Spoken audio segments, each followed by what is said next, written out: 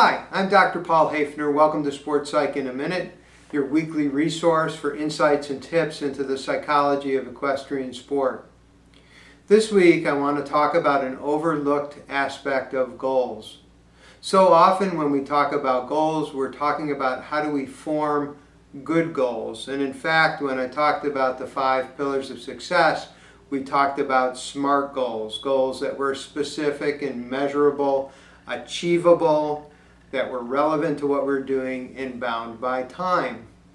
Today I want to talk about another aspect of goals, which is the idea that no matter how well formed our goals are, if we don't attain them or we don't achieve them, then it's not really going to matter.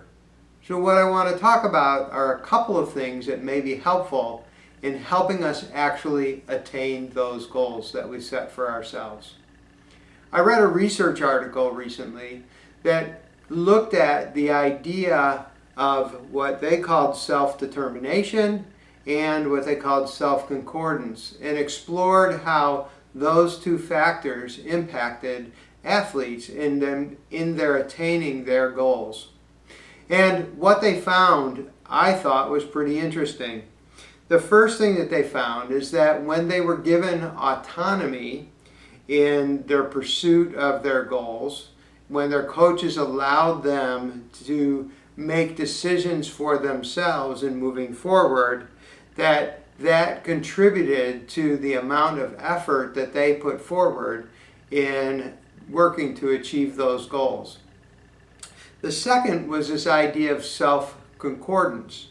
And what self-concordance means is it means the degree to which our goals line up with our own personal values. And one of the ways to help us assure ourselves that our goals have a degree of self-concordance is by the idea of connecting those goals to what we call internal motivation. The idea is that they're not all being set upon us by somebody else.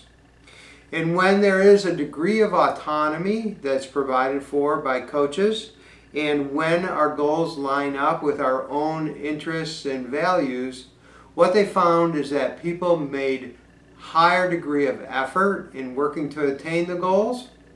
And then the other piece of it is that there was an increased sense of self-satisfaction and, for the athletes, an overall sense of well-being. When you're thinking about your goals, look beyond setting your goals and work towards setting up an environment which supports your actually attaining and achieving those goals. This has been Sports Psych in a Minute. We'll see you next week.